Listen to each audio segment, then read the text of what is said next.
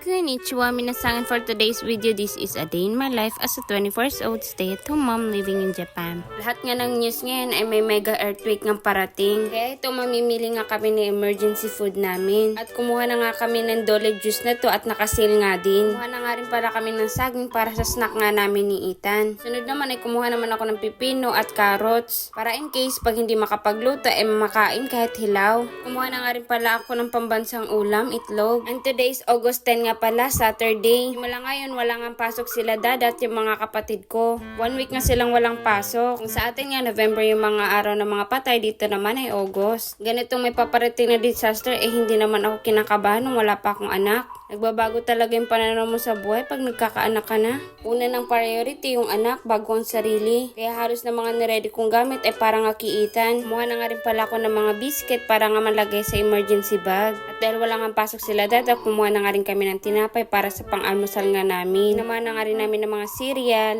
at gatas. At tempura na nga lang din yung ulam namin sa hapunan. Halos 5K nga rin yung total ng mga pinamili nga namin. At kinagabihan nga ay nag-movie marathon naman kami bago matulog. At si Ethan busy naman sa paggatngat ng suklay niya. At kinabukasan nga ay pinag-prepare ko nga ng pagkain si Ethan. Hindi na nga pala to a day in a life.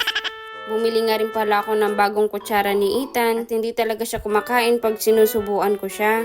At sinamahan ko na nga rin ng platong dumidikit at pinagtatapon niya talaga yung mga platong nilalagay ko sa harap niya. At ang prepare ko nga pagkain sa kanya ay lugaw lang at kiwi. Maganda nga rin pala itong nabili kong kutsara at hindi nga nahuhulog yung pagkain. Buti na lang talaga bumili ako nito at hindi nga siya kumakain pag sinusubuan. At siya na talaga nagpapakain sa sarili niya, binabantayan ko na lang baka mabulunan. Buti na lang may Miss Rachel, behave niya si Ethan pag nanonood lang siya nito. Hindi talaga maiwasan hindi pa screen time si Ethan kasi nga marami akong dapat tapusin at hindi ko kayang pagsabay-sabayin kasama nga siya. At pumunta na nga rin pala kami ng Filipino store para mamili nga ng mga canned goods. As much as possible, nag-iiwas talaga ako sa canned goods pero dahil nga sa ganitong may disaster na parating ay kailangan nga rin namin mag-imbak ng pagkain.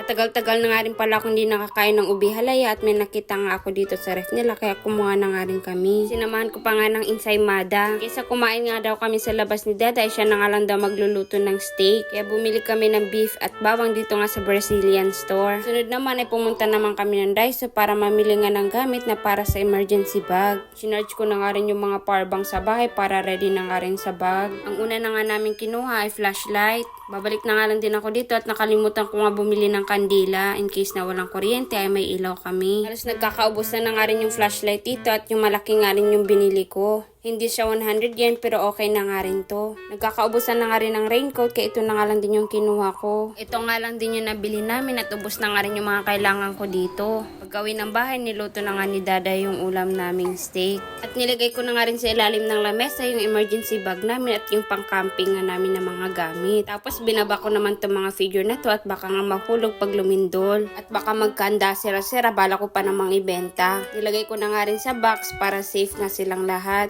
Naglagay na nga rin pala ako ng tubig sa bathtub in case napatayin nila yung tubig ay meron nga kaming stock. Ipamimigay ko nga yung iPhone 7 na to at nasa comment section niya yung rules kung sino pagbibigyan ko nito. And that's for today's video. Thank you for watching. Matane!